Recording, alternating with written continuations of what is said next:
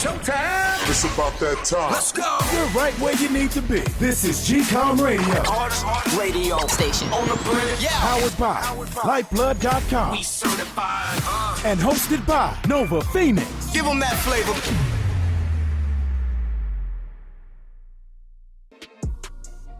What up? What's going on? We have returned for another episode with Nova Phoenix on GCOM Radio on iHeartRadio.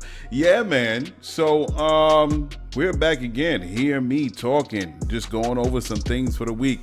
How has your week been? Hopefully productive. Hopefully super productive in the midst of all this. But I'm dropping another episode for y'all. And I'm glad to be here, enjoying the day, enjoying the quiet, enjoying, what do I hear? Nothing, man, nothing. That's what I'm talking about. Yeah. So let's just get on with this show, man. Before I start, I don't have any new music for this week, for this episode, because I caught up on my music, and now I didn't get an opportunity to reach out to some artists and stuff, man. Yeah, I got like over 100 artists in my Rolodex. Over 100. That is a crazy number of artists to have, right? All that I've reached out to, every artist that you hear on the show is artists that I've connected with, and I've had an opportunity to share their great music. And hopefully you have checked out their music on iTunes and other music platforms to hear the rest of what they got to say. So, yeah, man. Oh, and I have some new music that I bought over the last weekend too. I bought that new Brandy joint. Oh my God, I love Brandy's new record. Big ups to Brandy, yes. I bought a indie artist her name is Savannah. Really like her music, man. She's from Jamaica, but she definitely has some R&B vibes. But just beyond that, it's a dope short record. And I love the way artists are putting out records now. They're like, not like 15, 20 songs. But they just came out with some 6 strong ones. Like Tiana Taylor, oh my God, she came out with an album, and I'm like, yo, that is crazy. She did like Janet Jackson. I'm like, yo, I don't have the strength to listen to 20 Tiana Taylor songs. As Tiana Taylor, I'm right? I'm not getting her name wrong. And as you know, I have to check. Tiana Taylor. Yeah, that's right. That's the album. I forgot the name of her record, but yeah, I'm like, damn, that's 20 songs. But yeah, Savannah got like 6 joints, and I'm feeling it, and I'm like, yeah, man, this is how records should, to me, it's supposed to be for the year 2020 and beyond, in the eyes of all this social media. And what else did I buy? Oh yeah, I bought that Beyonce record. I watched the visual project of Lion King on the Disney Channel, and I copped the Disney Channel just so I can see the Beyonce thing, and there are no words that I can say that on how inspired I was by Beyonce's joint. How inspired, but I'll get back to that. So, Ellen DeGeneres. Drinking some water, I wet the palate before I get started. So Ellen DeGeneres. Let me back up a little bit before Ellen DeGeneres. So somebody I connected to on social media liked one of my joints, and she happened to be Sri Lankan. So she has a show dealing with sexual harassment and how women are treated in Sri Lanka, and it was pretty dope. And I watched a couple minutes of it. I watched about 15-20 minutes of one of the shows. And the things that Sri Lankan men get down with is crazy. Yo, let me tell you. Let me finish this now. I was like, from a man asking a woman to massage his hand in the office, to a Sri Lankan man asking a new employee, and they're usually young and naive, 19, 20, to come to a party with him. Don't talk to anybody, because it's just like they don't want it to get out, or some reason only certain, I think the excuse was only certain employees are going to this party, and he doesn't want to upset anyone that's not invited. So she was like, okay, fine. He picked her up at her house. She introduced him to her parents. They went off, and the house was dark. She didn't know where she was going. She didn't know what party, wherever. She didn't know. She was just going with him because that was her boss. And he drives up to an empty house, what seemed like an empty house, no lights on, whatever. And she, of course, her antennas went up, and she was like, "Oh my God, what is this?" She's like, "Oh yeah, it's a party. Don't worry, we're gonna go. You want to go inside?" She's like, "No, I'm not going inside. I don't feel comfortable with this." He's like, "No, it's okay. It's cool. It's cool. No, it's okay. I'm all right." And eventually, he's like, "All right, whatever." He drives off, drops her home. And as if it was nothing. I'm like, what? What? You drove your employee so you could hook up. And she found out later he was trying to hook up. He was doing, and he kind of bounced from the country because he did some other rat shit or whatever the case may be. And she looking back and she was like, yo, he was trying to sleep with me. And I was like, yo, this dude, yo, Shalot, yo. The balls. I like this dude. And it's like, and there are laws against sexual harassment where it's jail time and there's other penalties, whatever the case. I think the minimum is 5 years jail time or both. But the dudes just go off. So I'm thinking to myself, man, this ain't the States. This ain't definitely ain't the United States, because that is just some crazy. And then my next story I read was the Ellen DeGeneres debacle. I was like, hold on. Yeah, don't speak too soon. So it turns out that Ellen DeGeneres is having problems. Not Ellen DeGeneres herself, but her show. Supposedly, one of the the senior staff, his name is Kevin Lehman, was pointing out and making a lot of sexual jokes in front of staff and allegedly grabbing male crotches. Yes, this man is gay. Grabbing the crotches of his male employees or subordinates. Oh my God. And then BuzzFeed goes ahead and spoke to 36 former employees, and they have all damaging info on this guy.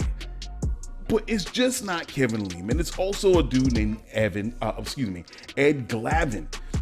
He was inappropriate to women on his staff. That led to sometimes to intimidation and fear around him. And get this dude has a shower in his office. What? He has a shower in his office, and the employees were saying when it was time to have meetings, they would walk in, and the way the room is situated, you would see the shower before you would see his main desk, and he would shower with the door open. I'm like, and then they was like, he would have the door open in the shower, and he would start the meetings with wet hair, and I'm like, what? This is super inappropriate. Not the fact that you got a shower in your office. When you're a senior staff guy, you get a lot of these amenities or whatever. But what gets me is the dude is so bold and doing the fuck shit that he does, and they have the door wide open. I'm like, this guy comes out in his towel or what? I mean, dude. And this is going around, and it's become a thing where, and actually another guy, a dude named Jonathan Norman, running up on his young employees, and he's actually did like whispering in cats or biting the neck, and some craziness biting on one of his young employees' neck. I'm like, yo, what are these dudes? What are they doing? What are they doing? And nobody wants to say anything because they want to work there. They're a fear of backlash and everything. And Ellen DeGeneres doesn't know anything, or supposedly doesn't know anything about it, because she's just trying to run a show. And a lot of times, of course, people are not going to go to the top because they don't want to get fired. So they just keep quiet. And a lot of this fuck shit is going on, of this abuse and this sexual harassment. And I'm like, supposedly they're saying that it's like the going, what's the word I'm looking for? It's like common knowledge in the office, but nobody says anything about it because nobody wants to flip that switch to turn the light on and see the rat scurry. And supposedly Ellen knows, but doesn't really want to rock the boat because she's got to do a show. So I don't know what the hell is going on. But apparently, sexual harassment is just as fucked up here as it is in Sri Lanka. And you know what's funny? In the midst of all this, in the midst of the Me Too, this shit is still going on. Crazy. So, all right, so we're going to go into that next thing. I remember the last show I was going to talk to you guys about Ben Shapiro. He was on the Joe Rogan show. He was giving his opinions on racism, systemic racism, and the issues with BLM and all that stuff. And I was going to give my kind of a rundown of how I felt about Ben Shapiro and kind of splice apart his words and counter it with my own thought process on facts to basically beat his theories into submission. And I was thinking about it for the night, the first day, second day, third day, whatever. And I finally decided, you know what? I'm not going to do that. Why am I going to spend my time and waste my time with an opposing argument with facts against what Ben Shapiro was saying? Because I remember when somebody was saying on a lot of podcasts that I listened to, and say, why are you going to argue with white folk about racism? Because they understand racism. Never go for those folks that say, well, I don't understand. I don't get it. Could you just let me know? No. I'm not going to do that. All right. I don't have my time to be a teacher to every white person that does not get racism or supposedly does not get racism.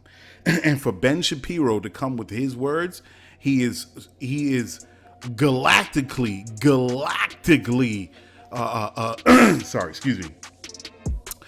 ill-informed about the issues that are happening with Black America. And I'm not so sure if that's ignorance, because he doesn't come off as an idiot. To me, guys like Ben Shapiro, I think their whole shtick is the troll. That's their thing. They're not there to give impartial, objective information to the crowd. That's not what they're there for. They're there to kind of reinforce the racist thought mindset of people in America, so America doesn't sway too left. Because what else are they there for if they're not trying to sway that opinion with the words they're saying? Because they're totally ridiculous. Because any able-minded person is gonna listen to what Ben Shapiro is saying. It's like, what are you talking about? What? It's asinine. It's totally out of this world with what logic he's using when we're talking about what Black people are having problems with, or their behavior, or why there's crime and the prison industrial, why there's so many Black people locked up, and because they're a small percentage of the population. Well, it's got to be culture. It's got to be. No, it's idiotic. It's idiotic. And he kind of goes along with a lot of other these far right people. And it's like it's the same thing with Tucker Carlson. It's the same thing with what's that guy's name? Rush Limbaugh. It's the same thing with what's that other guy's name? He got kicked off the show because of sexual harassment too. Ooh, I forget this guy's name. And it's the same thing, same talking heads that's just regurgitating the same nonsense. And an example as far as Tucker Carlson is concerned. So last week, they actually did the televised funeral of John Lewis, and Barack Obama was there, and a lot of other well-known individuals are there, saying their piece. And right after that, Tucker Carlson had some words to say, where he actually called Barack Obama greasy. He insinuated that Barack Obama was a greasy opportunist, an opportunist that was politicizing the funeral of John Lewis. And he had a problem with Obama comparing the police of today to Bull Connor back in the day with the civil rights movement. And I'm like, huh? What? So how can we have this detachment of logic and history?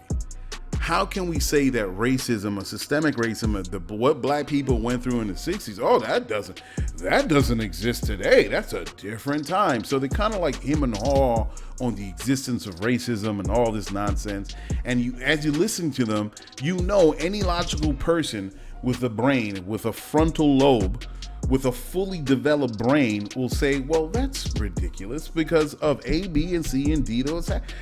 Everything that's happening in the protest today with BLM and with the videos that we see counters every vowel that is dripping oozing out of your mouth.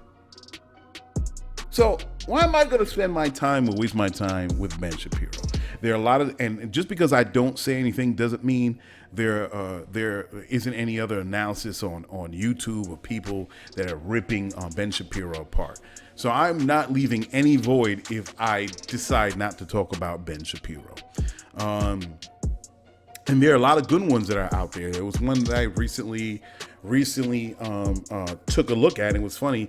I saw it right after that Ben Shapiro Joe Rogan thing. I forgot the name of it. Let me see if I can put it on my YouTube or something like that, and I'll share it with you. But it was about why people want to argue that systemic racism doesn't exist, whatever, by this white dude, and he was breaking it down. So yeah, I'm not paying attention to Ben Shapiro. He's a waste of my time. So the next one is Meg Thee Stallion. Now, I saw last week, because I do a weekly show, I may not be up on all the information that comes out. And by the time I put up this show, Meg Thee Stallion already came out with her words and how she felt about the moment. And it was unfortunate. And I put something on social media to say that, she's 25, she's young, she's going to make those mistakes. And everything as far as at the stage of my life, and I can recognize toxic relationships and toxic encounters with people, and I make it my business to try to stay as far as away from it as possible. She's 25, she has to grow, she's taking her journey. Unfortunately, she's trying to seek out people that can guide her away from this toxic behavior, and I wish her the best. It's truly sad that she had to go through this. And as entertainers, or people as entertainers, people tend to forget they're real people, and they suffer from pain, they bleed, they go through emotional issues, and sometimes we could kind of laugh it off. And I'm not saying that that I was outside of that behavior, because when I first heard the story, of course, my initial thing was like, no, this can't be serious. And I laughed because I'm like, nah, this has got to be a joke. Like, who shoots someone in the feet twice, and they were just chilling with him in the party, and all of a sudden in the car, and he shoot. I'm like, what? And so, but to check out her statement that she put on IG, I was really feeling for her. I was really feeling for her, and I hope she works this out. And as far as this guy goes, Tory Lanez, I'm like, what the fuck is wrong with you, bro? What is going on where you would actually shoot someone in the foot twice because of whatever disagreement you were having, bro? So you kind of deserve everything that you're gonna get, legally and streetwise. That's what it is. Because I know if that was someone close to me, it would be crazy kind of having to let that go so quickly. So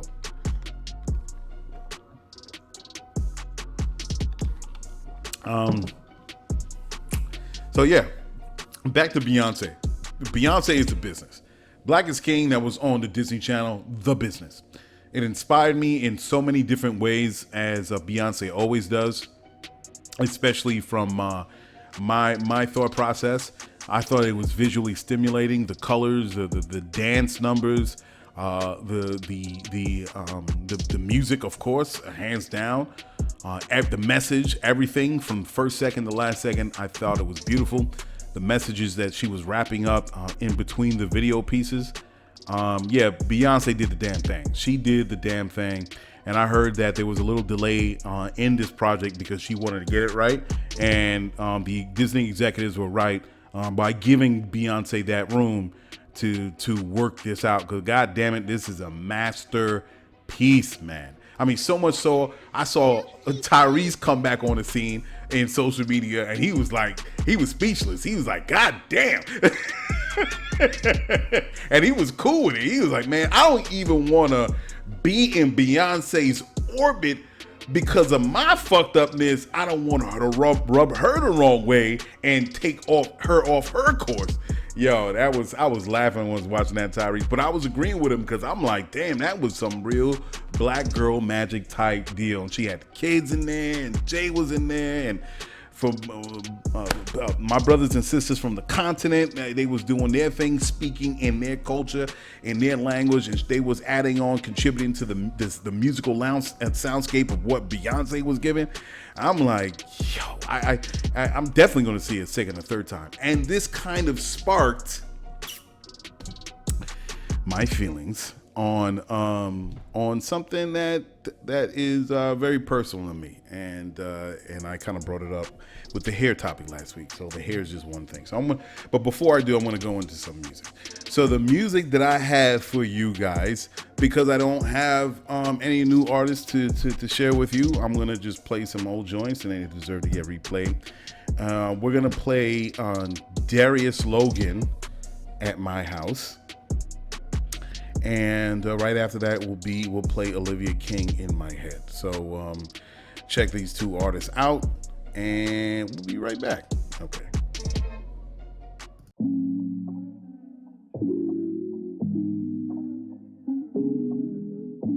Listen up. Turn up. You're listening to GCOM Radio. I'm on Joey on when I'm at the house. At the house. Tell me what's wrong, are you acting out? You acting out. Push a start, somebody keep saying in the pouch. In the pouch. Slight flex, I remember I was sleeping on the couch. Sleeping on the couch. Sleeping on the twister. I got my shoulders moving side to side. Wrist up. I got my shoulders moving side to side. Twister. I'm feeling sober, so I'm down to ride.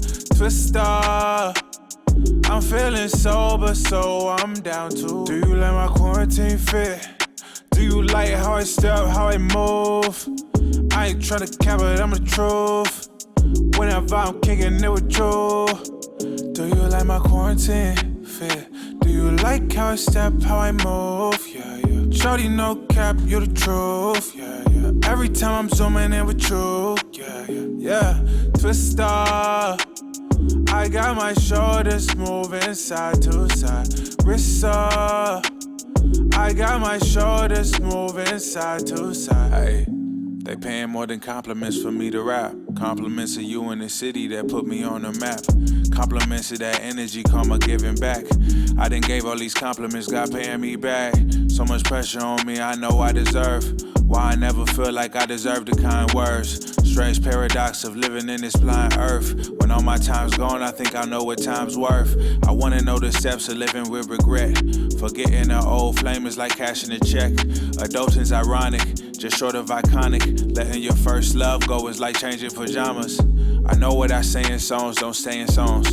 I'm learning that the key to life is moving on. I learned there's no such thing as doing it wrong. Unless you're doing it all, then you should share it. I'm on Joey on when I'm at the house.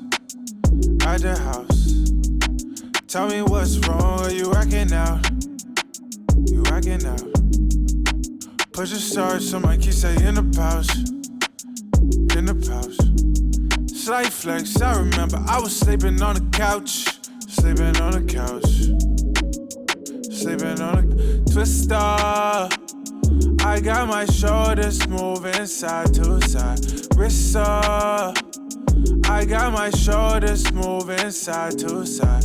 Twister. I'm feeling sober, so I'm down to ride. Twister. I'm feeling sober, so I'm down. We can do it every night, yeah. Keep it light, yeah. Once or twice, yeah, yeah. I'ma be a quarantine, babe. Fuck what he say. I'm on replay, yeah. I ain't gonna fall asleep on you. Big spoon underneath of you. Love it on and love it off of you, okay. I'm a Joey on when I'm at the house. At the house. Tell me what's wrong, are you acting out? You acting out. Push a start, somebody keep saying in the pouch. In the pouch. Slight flex, I remember I was sleeping on the couch. Sleeping on the couch. sleeping on it, yeah. Twister, I got my shoulders moving side to side. Twister, I got my shoulders moving side to side. Twister, I'm feeling sober, so I'm down to ride. Twister, I'm feeling sober, so I'm down to. Do you like my quarantine fit? Do you like how I step, how I move? I ain't tryna cap it, I'm the truth. Whenever I'm kicking it with you. Do you like my quarantine fit? Do you like how I step, how I move? Yeah, yeah. Shorty, no cap, you the truth. Yeah, yeah. Every time I'm zooming in with you. Yeah, yeah, yeah, yeah. Twister, I got my shoulders moving side to side. Twister, I got my shoulders moving side to side. Twister, I'm feeling sober, so I'm down to ride. Twister, when this song's over, then I'm down to.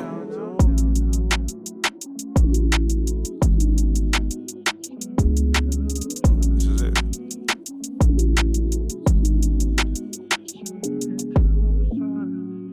On the #1 podcast platform in the world, GCOM Radio on iHeartRadio. You're like a breath of fresh air every time you pass me by. Shoo-doo-doo. I see stars when you're looking straight into my eyes. Ooh, baby, I wasn't looking for love, but you threaded your way inside. Shoo-doo-doo. It said do not disturb, but you managed to break the line. How do you stop what you know you can't control? 'Cause what you done to me feels good, but you'll never know. You'll never know. You're in my head. You're in my head. I'm trying to shake you off, but I just can't seem to get it. You're in my head, yeah, yeah, yeah. You're in my head, and I get butterflies every time I'm thinking about you. Yeah, yeah. I'm thinking about you.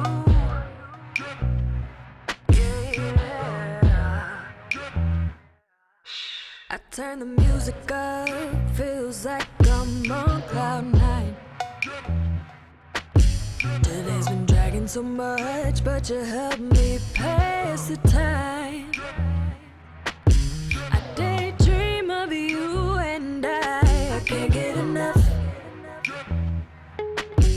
It's so hard when you wanna admit you've got a crush. How do you stop what you know you can't control? But look what you've done to me. It feels good, but you'll never know. You're in my head. You're in my head. I'm trying to shake you off, but I just can't seem to get it. You're in my head, yeah, yeah, yeah. You're in my head, and I get butterflies every time I'm thinking about you. If you only knew what I do for you, but you don't even have a clue. You don't even have a clue. 'Cause you're in my head. You're in my head. I'm trying to shake you off, but I just can't seem to get it. You're in my head, yeah, yeah, yeah. You're in my head, and I get butterflies every time I'm thinking about you.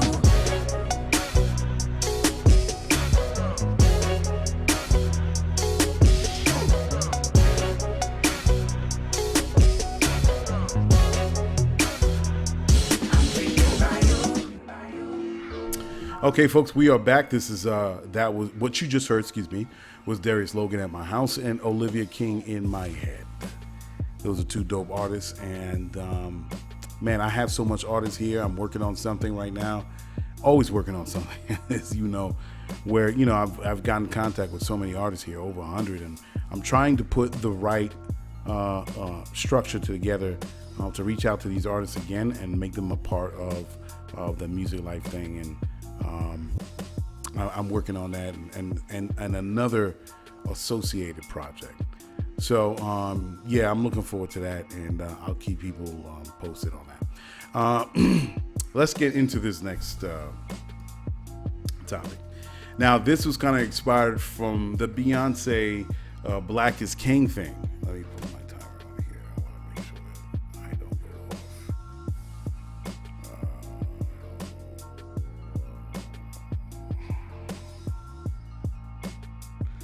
So yeah, this is about the Beyonce Black is King thing. Yeah, so I was so inspired by it, as I said before, by the clothing, by the message, by the music, everything that made this project what it is, Black is King. And I'm definitely gonna watch it again because there were so many things that were happening. I need to take the time to absorb this and what it means. And it's kind of like attached to what I was thinking about last week, and I was sharing it with you guys, as far as even natural hair with black women and how that's becoming more of a thing, or hopefully more of a permanent thing. And it has more or less since in the last 9 years, I think, that was taking place with Chris Rock's Good Hair documentary. But you still have it, and I'm not here to try to tell people how to live their lives, but as just analyzing the health of the black community, the mental health, and understanding where we're going from here, because that is what, to me, what the mission is for black folk in this country. Because if we can understand that we've been separated by the transatlantic slave trade, and understanding the issues that we're going through now with systemic racism, and knowing that we're trying to make connections to the continent, and we do this through the DNA testing from AfricanAncestry.com and some other companies that do the same thing. My brother did it, not by African Ancestry. I want to do mine with AfricanAncestry.com, but he did it with another one. And of course, a lot of it kind of like localizes in West Africa. That's where a lot of the African people were taken. So, what does it mean, and where are we going as black people in this country? And a lot of, how should I say, things materialize from our existence living in this country, especially musically. Pretty much all the art forms is something that black folk has created in America.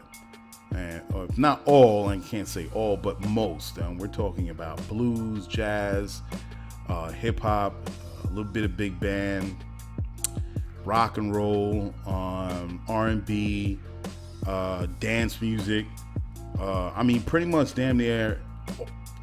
all the music, damn near all the music that went major in this country, it was by the hands of black folk. And I always said, and I always wanted to think about, like, what does that mean? How does that play a part in the identity of black people in this country and developing that culture? Because they always say, like, hip hop is a culture, and it's more than just music. And then what does that mean for us as African Americans in this country? And where do we go from there? And I was so taken by Beyonce's Black is King. I mean, like, how do we fit and where do we fit? And in terms of language, in terms of art, in terms of music, in terms of food, our spiritual system, a lot of the spiritual system, and this is one of the harder problems that we as black folk have, is if we can understand that in the transatlantic slave trade that we were taught Christianity, right? It's pretty common information that the Bible was in the left hand and the whip was in the right. And if we learned that, the question was always posed in conversations. Well, who were we? What was our spiritual system before the transatlantic slave trade? And how all these things affect our worldview and how we see ourselves in relationship to our environment, the natural world, and to other human beings on this planet. And by piecing those shards that were broken, putting them together, what does that look like? And I always said when I said last show was, let's say hypothetically speaking, a meteorite came down and cracked the US in half, and let's say black people was one side and everybody else was on the other. Organically, black people would start to slowly manifesting things that are African in nature to our identity, whether it's something that we create on the spot or something that we borrow. And a lot of things, if there was a detachment from mass media and continuously trying to tell us what beauty is, how does that sense of beauty develop in the African American population? What does that take? What does that look like? And I think that is a trajectory that we have been on since the Emancipation Proclamation. Where is our identity? Where do we fit in? What did we lose? What can we reclaim? I was listening to this one brother, and there's always a conversation about African American identity. What we should call ourselves.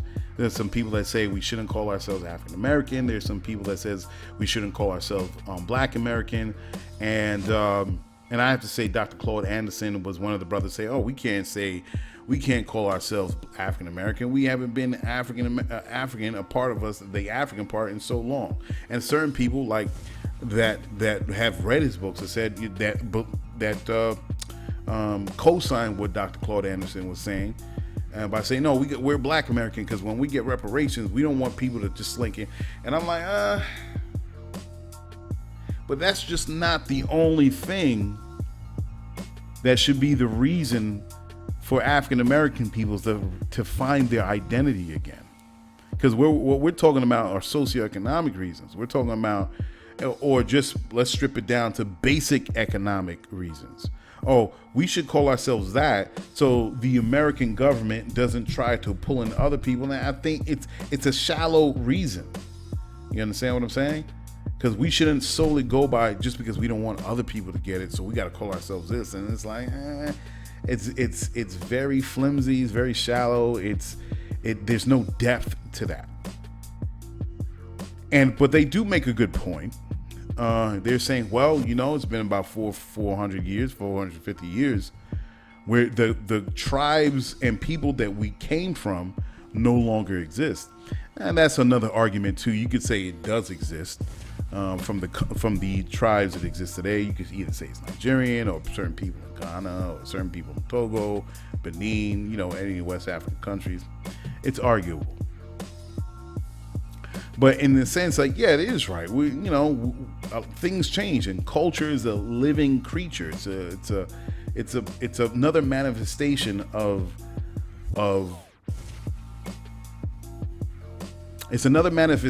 what it is to be human in nature and culture itself.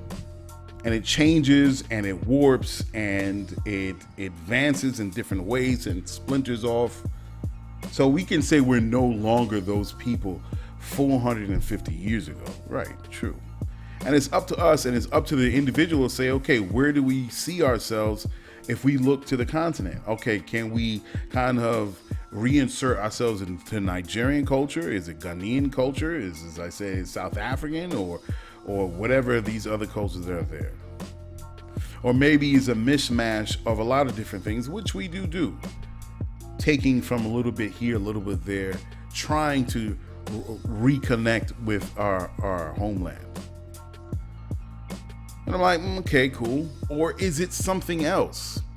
Or something that we can create our own? Now, just because it's not from the African continent doesn't mean it can't be African in its creation. Because if I consider myself an African individual and I create something for the benefit of the group, for the mass, or something that's unique to my people, isn't that African? African just doesn't mean Nigerian or Ghanaian or Malian or Ethiopian. African can also be African from what I create right here on this land in America.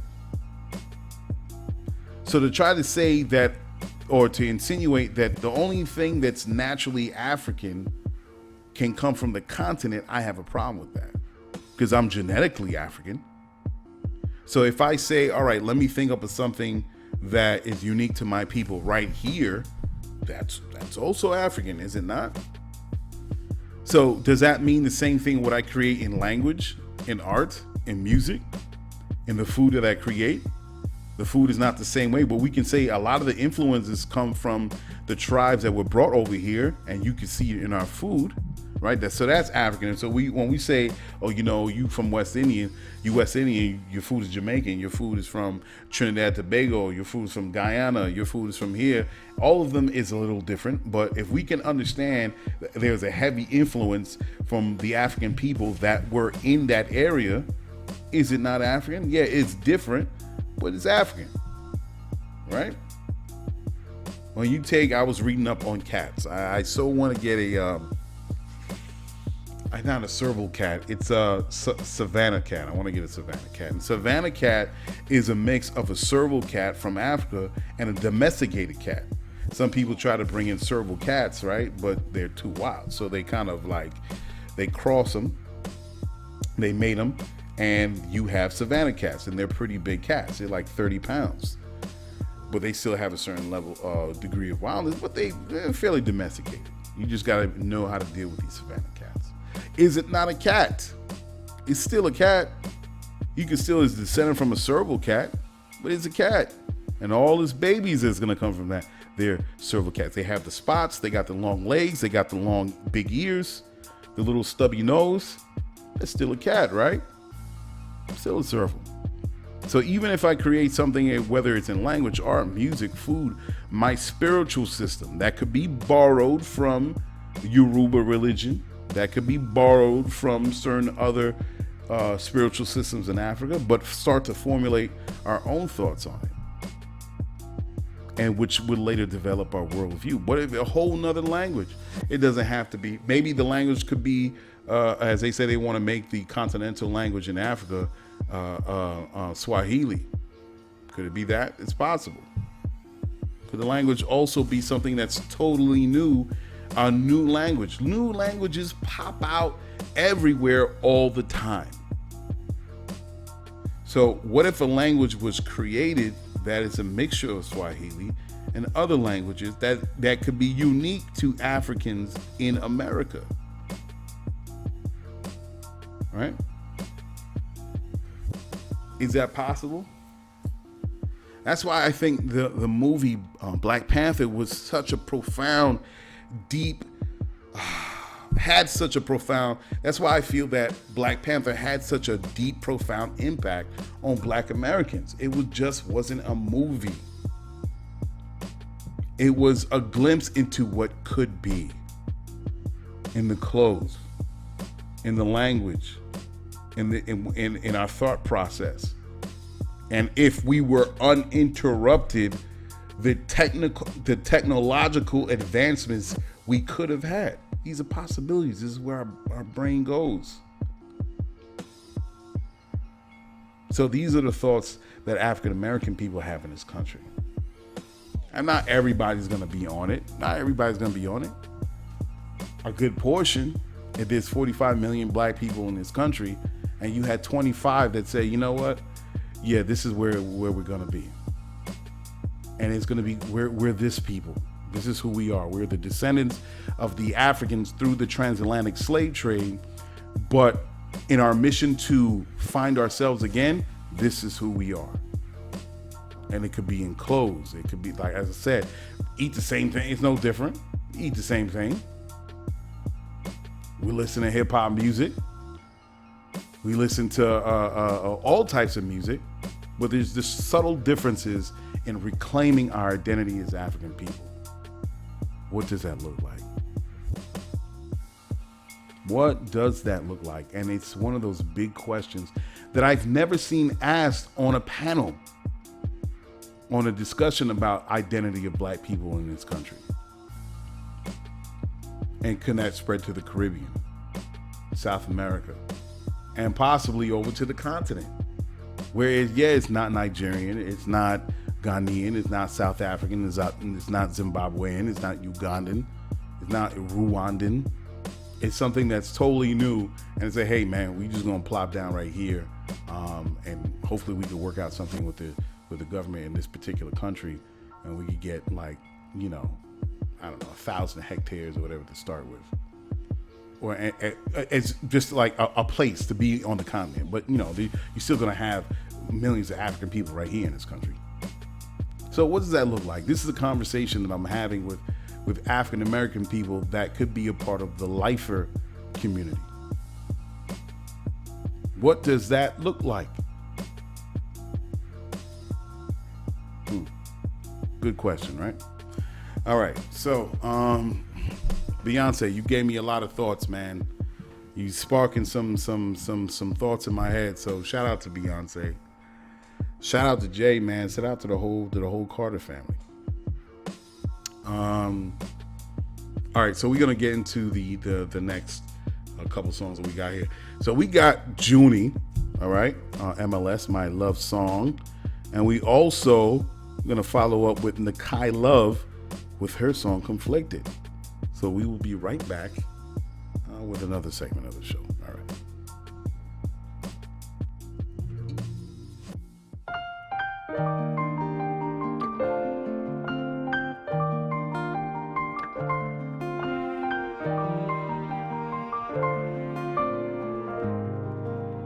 Where there is love, there's never lonely faces, beautiful memories with you. And every place I go never really matters, 'cause I just wanna be with you. Some wait for a lifetime, but I found that special one. And you're my love song, my sweet love song. Every word, every melody I sing. And if you left me, I'd be so lonely. 'Cause baby, you are the love song.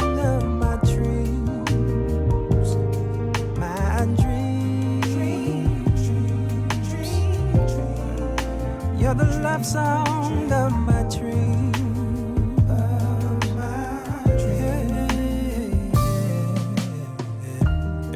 They tell me magic feels like this.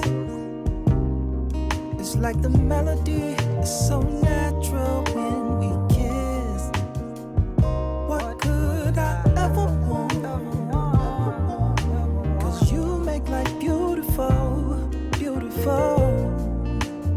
All I'd ever ask for. And if you wonder why I'm so into you, you're my love song, my sweet love song. Every word, every melody I sing. If you left me, I'd be so lonely. Baby, you are the love song of my dreams. My dreams. You're the love song of my dreams. And I would always wonder if I'd ever find the one, my queen.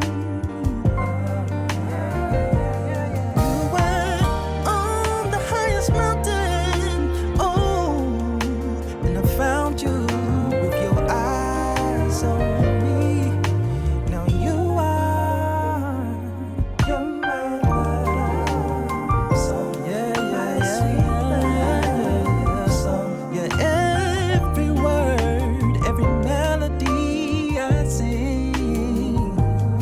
if you left me, I'd be so lonely. 'Cause baby, you are the love song of my dreams. My dreams. Yeah. You're the love song of my dreams.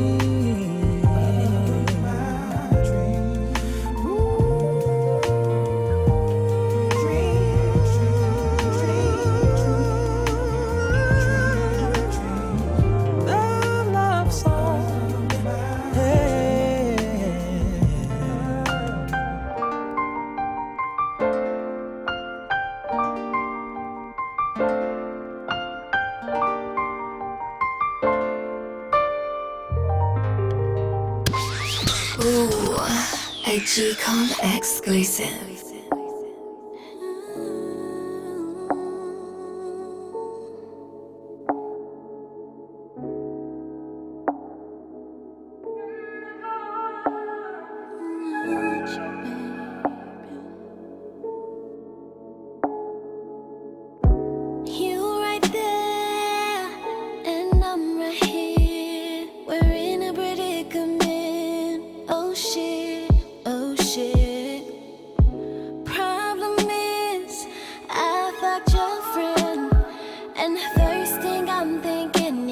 You ain't seen them in a few years. Well, you got some integrity, I got some inside of me. Yeah, we gotta figure it out if we're gonna let it dry. 'Cause I got some energy and you got that synergy.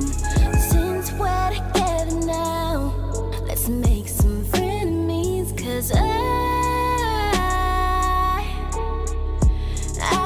looking at you, I was free at the time, but I really think I need you.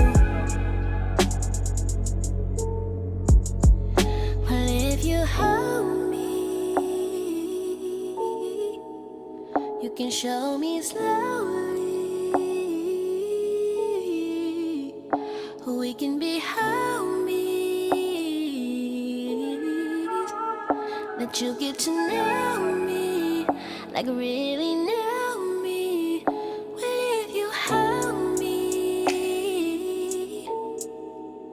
you can show me slowly who we can be homies.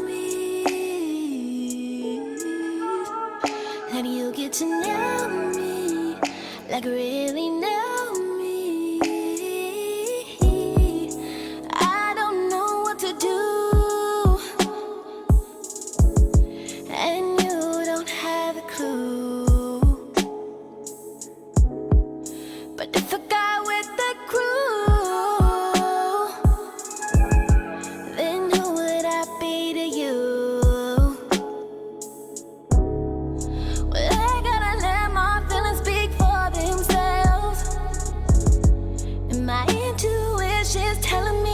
Keep this to myself, and my heart is saying, why would you do that?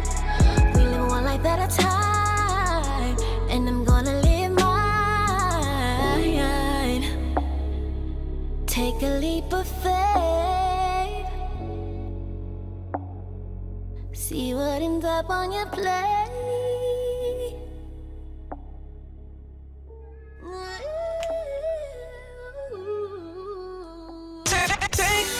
This is GCOM Radio, powered by Lyfeblood.com. Come join, be a lifer.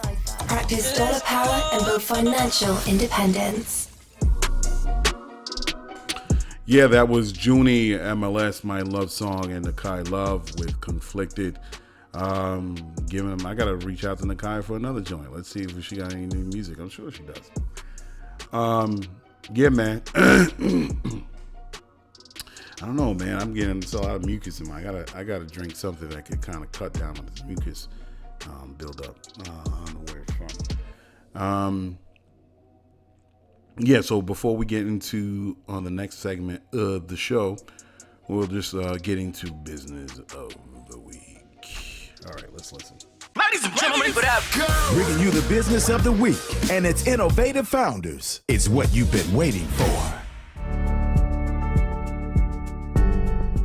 Women take care of themselves. Well, most. Sometimes they feel more than men. And there are so many things they have to keep up with in that maintenance. One thing that is key to a woman's self-care is nails. Yes, nails. Nails has to be on point and the colors have to be done right. Anitra Vinson, owner and founder of Ninth and Maxwell, understands that need. A former nurse for 19 years and with a background in cosmetology, she wanted to offer something that is striking in color variation and safe for her customers.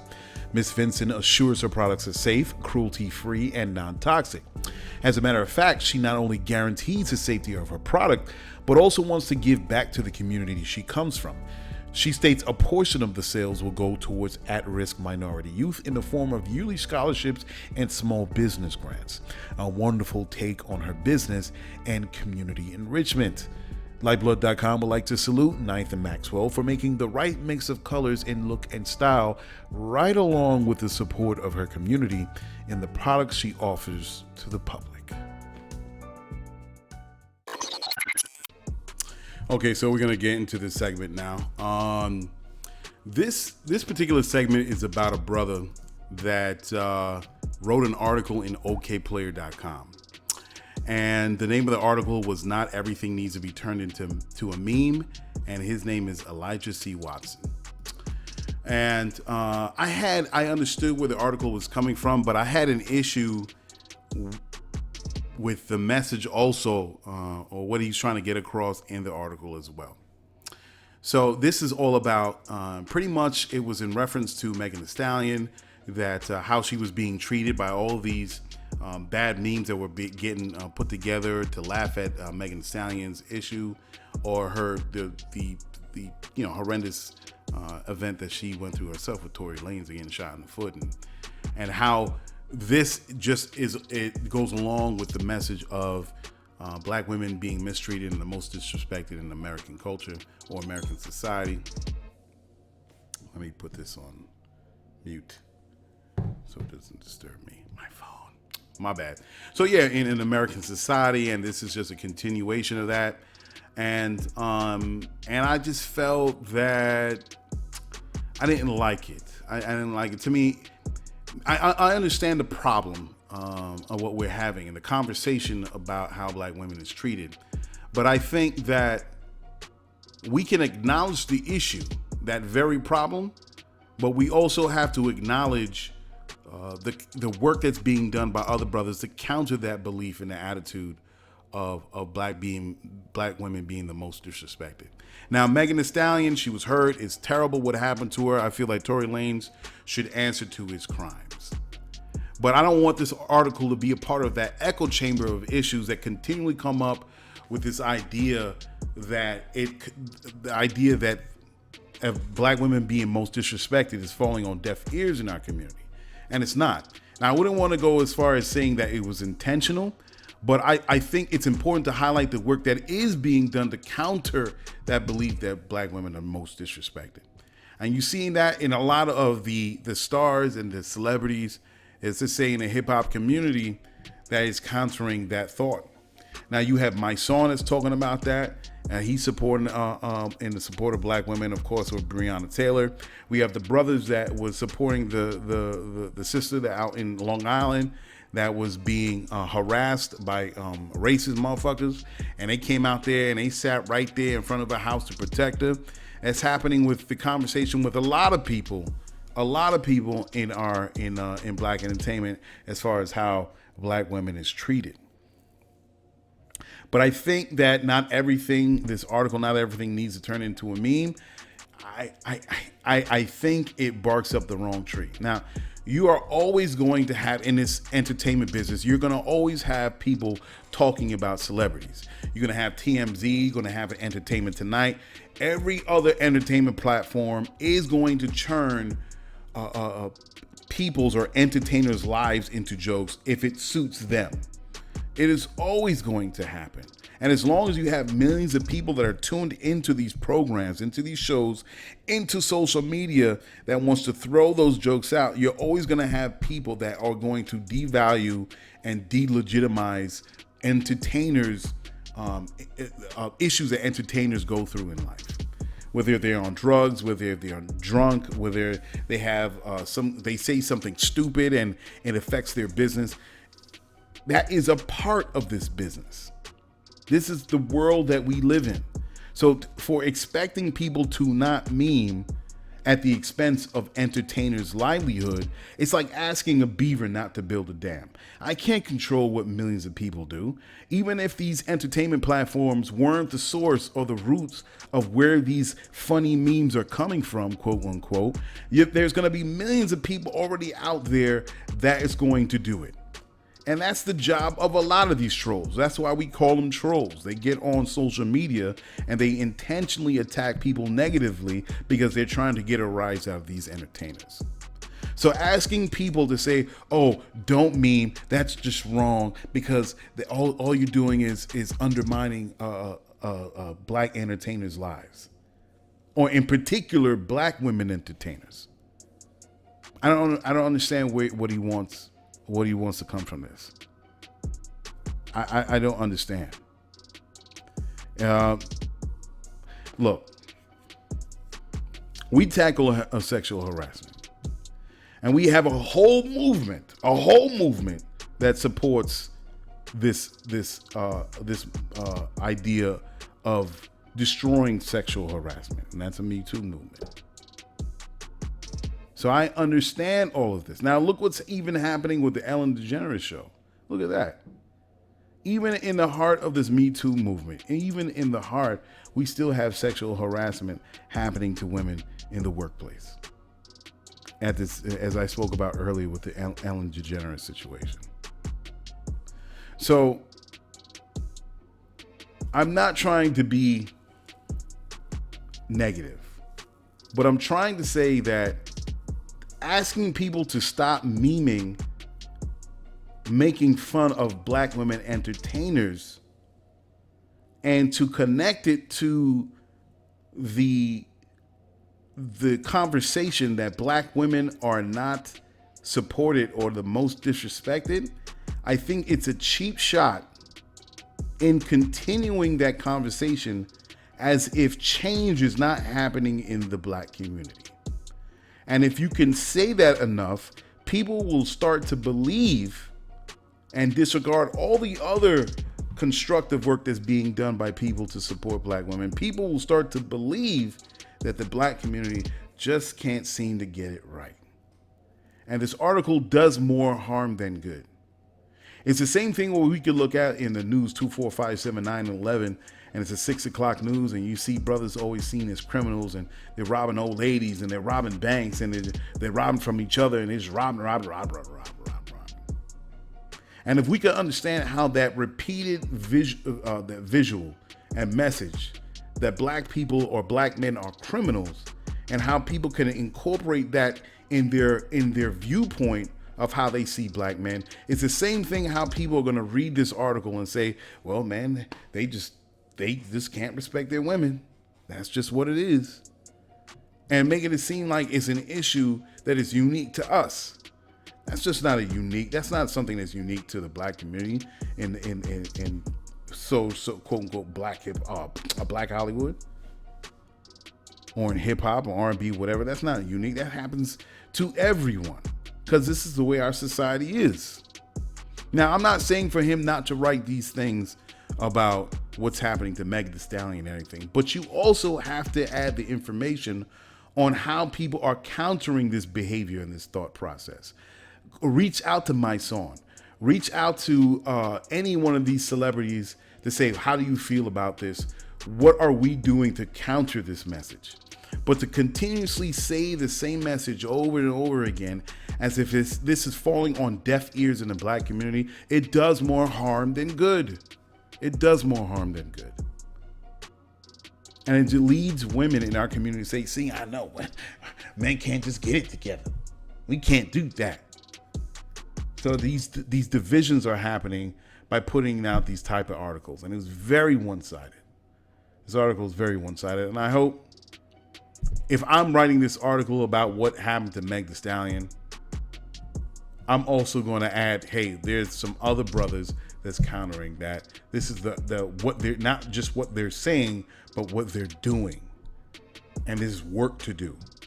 I'm not saying not to talk about it, but to continuously say it on one side does not help the cause, does not help the community. It does not help in healing the trauma that black men and black women have with each other. All right. Let's get into this next song. If I have them, I don't have any songs. I can't believe I don't have any songs. Let me see if I can surprise you guys. I'll throw it up on the show, and I'll let you know who these artists are afterwards. All right, we'll be back.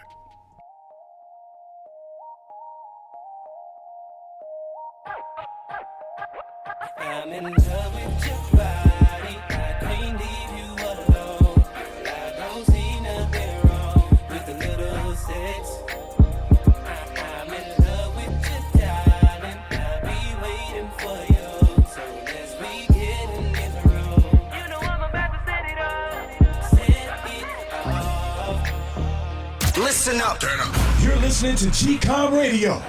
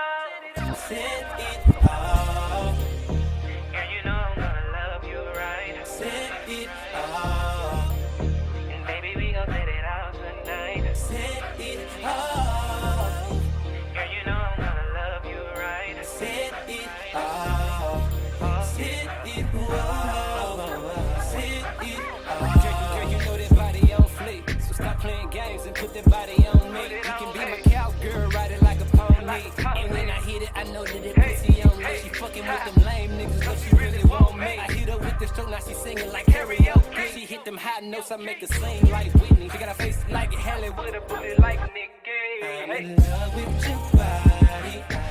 You know what you're rocking to? Rocking with the best. Only the best. GCOM Radio.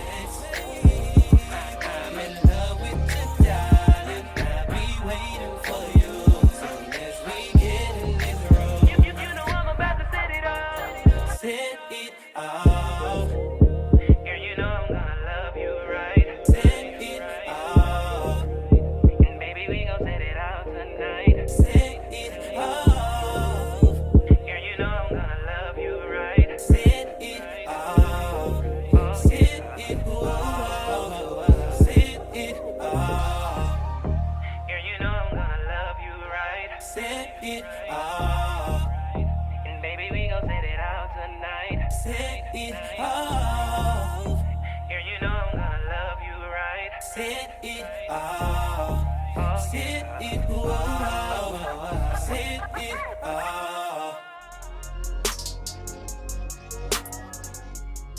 Yeah, man. Okay, we're back. And that was Kato Stackz with Set It Off, another song that was played on the show some time ago, so it deserves to get some spin again.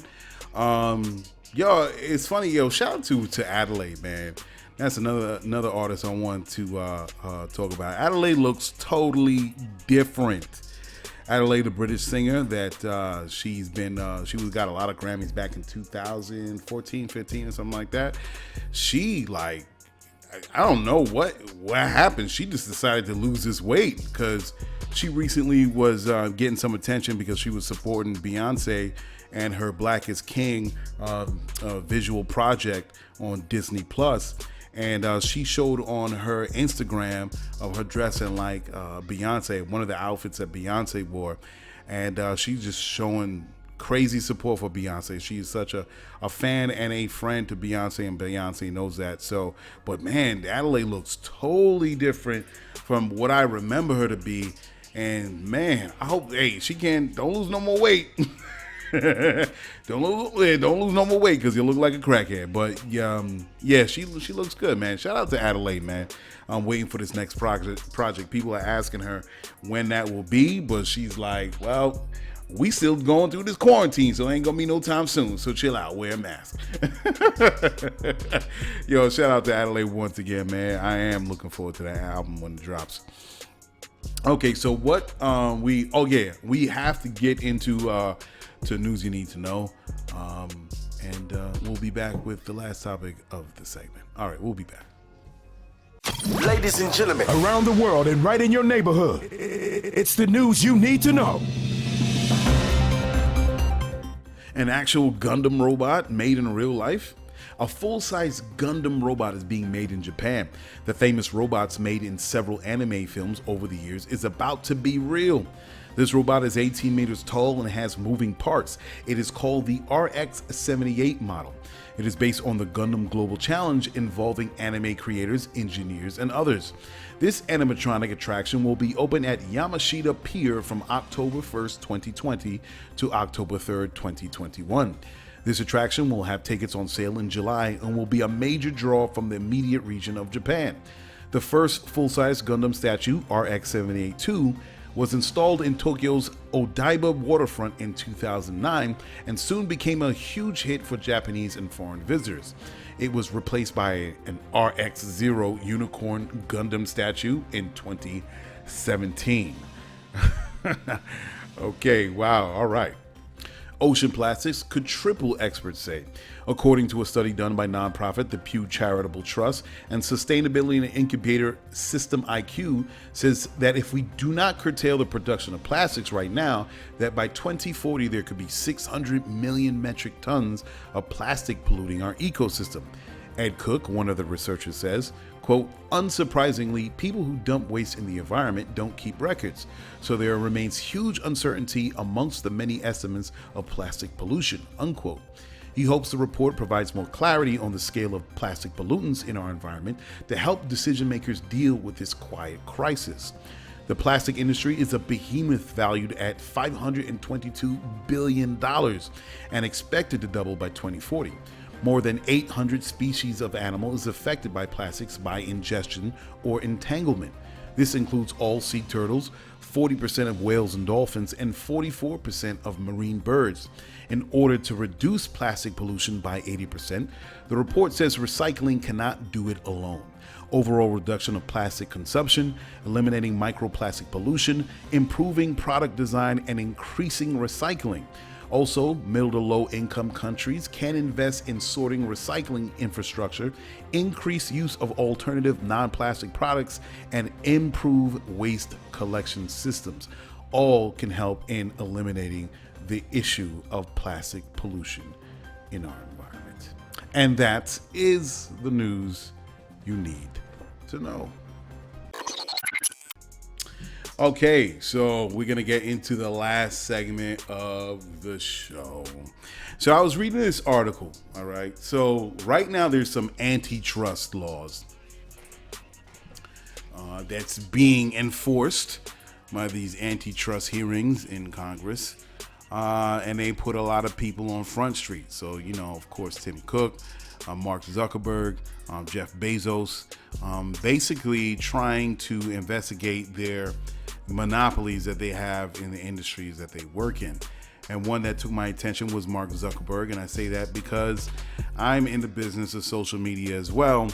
So for me not to pay attention to Mark Zuckerberg was saying is kind of, you know, I got to pay attention to his words and see what he's saying. But, you know, during these hearings, they confronted Mark Zuckerberg about some early emails that he was sending to his CFO, David Eberson, about acquiring companies that they considered a threat to Facebook. And of course, I'm talking about Instagram. Now, from what I hear with Instagram, they kind of approach the Instagram and saying, hey, man, We like what you got. We want to buy you out. Instagram said no. And then Facebook says, all right, you don't want to sell it to us? Well, then we're going to come out with something that's similar to that, and we're going to push you out the market. And of course, Instagram CEOs thought about it for a second and was like, yeah, all right, we'll just go with it. Because they knew Facebook was a gargantuan business that it was more than likely they were going to push them out if they came out with their own feature that was Instagram-like. So they sold it for $1 billion, but then there was something going on. Something happened with the stocks fell or something or other during that moment, and they actually closed it out to be $750 million. Still a lot of money. But I have a problem with that. I have a problem with larger companies acquiring startups just so these companies can remain competitive in the market. To me, it just stifles variety in business and diversity in the service. I listen. Even there was antitrust hearings that was happening with Microsoft, of course, with Bill Gates, and they said, according to the story, that they almost got him to break up his monopoly on operating systems with personal computers, but that didn't work. Now, I always said I don't understand why there aren't more OSs. We just assume, like, okay, as consumers, we're going to buy PCs, and the operating system that we're going to work off of is Microsoft. And then you come to think about it, I'm like, wait a second, why are we automatically thinking that's the only operating system that computers can have? I mean, I remember there was, if I can remember at the time, there was Linux. There was a few others. But Bill Gates kept his monopoly on operating system. And I don't see what the issue is of, look, in business, I understand. You don't want to be competitive. You want to corner the market. But to me, that goes against everything with the free market. And you have to stay competitive, because how else? There's so many problems with having a monopoly on a business that we have seen in the past. Number one thing is, if you have a problem with Facebook, where will you go? If you have a problem with Facebook, and a lot of people, because I'm on Facebook too, and there are a lot of things that I have questions for with Facebook and how they run their business, but this is theirs. They're going to do what they want. One of the key things that the government had issues with Facebook was them having control over the election cycles, because there's so many people that are on Facebook. They're concerned that one message can on Facebook to their users can sway the opinions of the people, and all of a sudden it doesn't go the way of the government. I kind of understand where that comes from, but again, it also goes back to if you have a problem with Facebook. I guess we went the same way with the government has a problem with it. So where else are you going to go? This is the problem. You have lack of choices. Lack of choices, because if you don't like something that Facebook is doing, you should be you should be able to jump ship and go to another social media platform. I can't see. I remember when remember the first one that came out, it was MySpace. It was music oriented. Man, I remember I was rocking on MySpace. I loved it. I just loved the look. And I saw Facebook, and the reason why I didn't like Facebook because it just looked so wordy. I'm like, it looks like I'm reading a book. I didn't like it. But look what happened. They pushed MySpace right out the box. And I think what caused this to happen was MySpace got arrogant. They felt like no other business can do what they do. And I think what made Facebook work is that it was available and open to everyone. Not everybody, and not everybody's going to be a musician. And that's how Facebook beat out MySpace. And MySpace was just getting dated in the way in the information. And then after a while, I just got tired of people trying to sell me some music. Like, one more, and it was corny. But I finally jumped on Facebook. I got on that horse, and I wrote it. And I still think Facebook is cool for what it is. But it still shouldn't be the only social media platform that's out right now. That's a problem for me. That's a problem. I'm sorry, folks. I just had to reset my phone. That's a problem for me because you can have too much power in the hands of one company. And that's, for example, Sunglass Hut. Everybody knows Sunglass Hut. It's a company that sells you sunglasses, shades, and all those things. I think it was 20 or 60 Minutes, but they did an expose on how there actually is a lack of choice because the places that we know of that we visit at the stores and retail stores, they're not individual companies, but they've been bought out by a larger holdings company. And we was like, what? And they were actually manipulating the prices. They were intimidating new companies that were coming on into the market, selling their own frames. And it totally destroyed my idea of what it meant to run a business and in free enterprise, having free enterprise.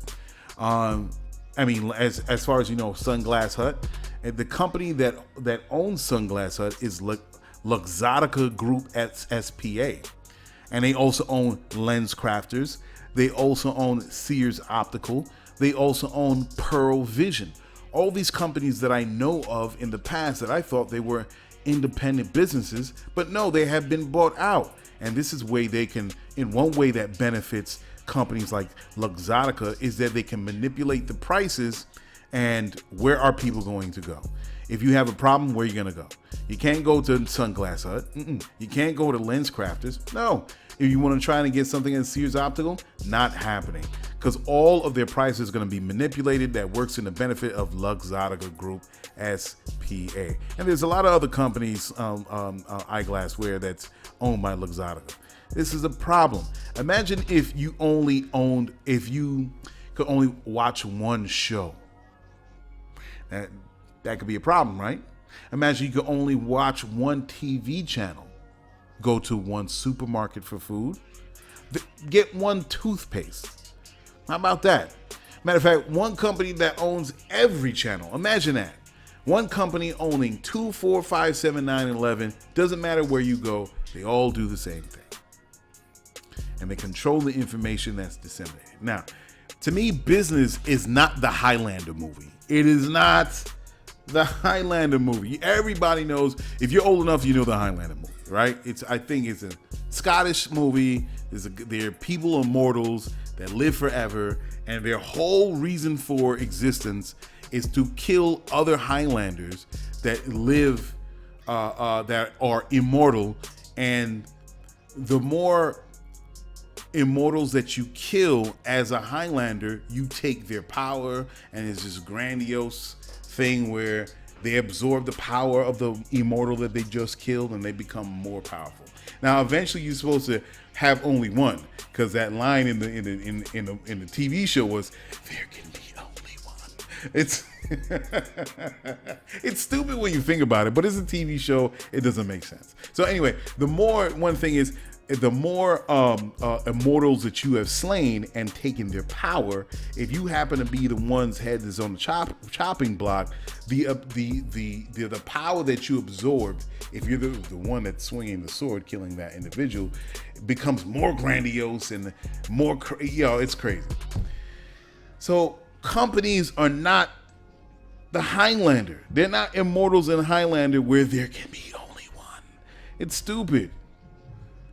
If Facebook is a problem, I should be able to go to another platform and do what I want. And people have complained about Facebook, but people complain about Facebook and they don't go anywhere else. But why can't people go to any other social media platform that's a little different? Whatever that it's called. Why are people only going on Facebook? Has no one said that there have been FB users saying, you know what, I'm getting kind of tired of Facebook. Is there somebody else doing something else as well? Let me try that out. Let me try something different. All right. I'm like, nobody's saying this. Nobody else is doing that. So Facebook has cornered the market on social media. So everybody's saying, I'm going to sit right here on Facebook. It doesn't matter if they take all my information. They're constantly trying to sell me things.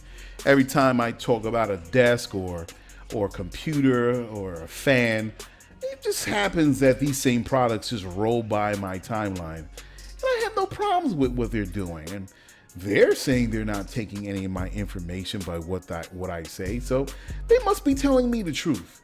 Really, bro? Really? So I kind of sometimes I blame users, because if really users had a real problem with Facebook, why don't they just go someplace else? They could go someplace else. I can't see it. It's amazing. Another bad thing about being a monopoly is, say you own orange crops. There's certain orange crops in several different states in America. There's California, Florida, Texas, Arizona. What if you're the only company with crops that's coming out of California and it fails? Bad weather, earthquake, something happens. You cannot provide any more oranges across America. You cannot sell any more oranges across America. And all your consumers that love oranges are going to say, well, where else do we get oranges? Because I love oranges, right? Juicy fruits, right? Very citrusy. It's a great breakfast, right? I can squeeze and make my own orange juice. I love orange juice. But your company failed. I can't get any more oranges. That's the problem with monopolies. You control the pricing. If something happens to society and your business is affected, that means everyone has to be affected. Everyone. You've gotten too big to fail. And that's the excuse a lot of government says. Well, it's just too big to fail. We can't allow it because of what will people do. That's why you have diversity in business. The same way, to me, there are many different shoe companies. You got Adidas, you got Nike, you got New Balance, you got Reebok, and those are just the famous ones. But there are a lot of other shoes that you can buy, sneakers that you can buy. I like my variety. I like it. Now, all of a sudden, you have this huge company that comes along and wants to buy up all the shoes, and they cost $200. There's no other place I can go. Oh, Nova, they could just adjust the pricing, just like the same thing with Luxottica Group. They'll have cheap frames and they'll have expensive frames. In sneakers, they'll have cheap sneakers. Yeah, but why is it only one company, man? So what? I may not like those sneakers, all right? I shouldn't have to have this illusion of choice. Sounds like that's getting around a lot in America. How this illusion of choice where, you know what, I'm going to get Nike instead of a Reebok. And they belong to the same company. Why should companies have so much? Why should companies be in a position where they can control what I buy based on price or availability? Where's the competition to make a better product? Now, it's not to say companies haven't bought other small companies in the past in America. It's happened. But business has gotten to a point where you can only innovate to a certain degree. There's only a certain amount of innovation that can occur. That's the other problem with monopolies. You can never push society forward because there's always a company that's going to be willing to buy you out, either to take and incorporate what you're selling, your product or service, into their business structure, or they just want to stamp you out because it'll put them out of business. There's no more room for innovation. There's no more room. That goes against everything that it is to be a an entrepreneur, businessman. Where is the diversity? Where is the challenge? Where is the competitiveness? How can I make the product the best I can? You may have something, wow, that makes a damn good product. You know what? I can't just sit on my laurels here, on my brand name, on my logo. Let me do something that's going to up my standing in the market that I exist in. I think what has happened in business, it's been corrupted to such a point, man.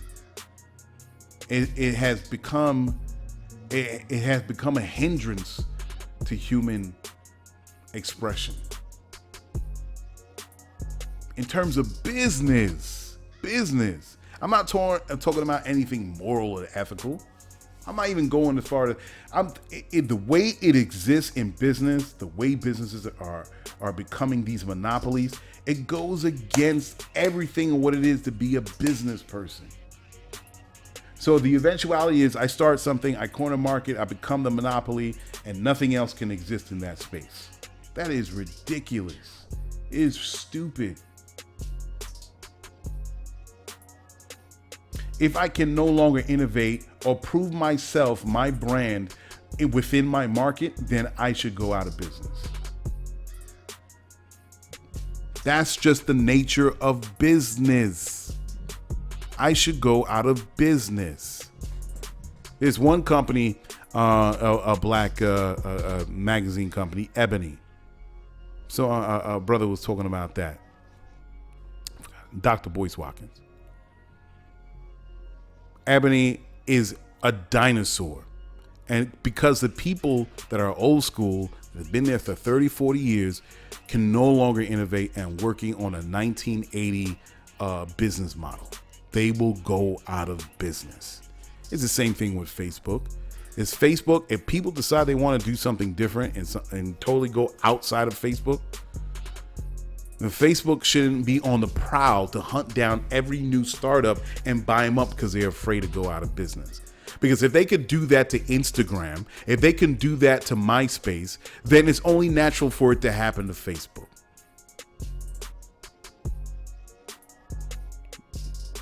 It's bananas to me how this, and you know what? Facebook is going to do what Facebook does. But what gets me is so many people, they even recognize the issues with Facebook. They are still on Facebook. Nobody's looking for anything else. Hey man, let's try this out. Sure, that's cool. Let's go over here. Even if it's if it's 1 million people on this next platform, or 5 million, or 20 million, in its totality, Facebook, with the amount of users that they have, people going in and out of there every day, it won't be nothing to them. So 20 million people is nothing. All right. But they can't do that because they can say, whoa, wait a second. 10? They were 10.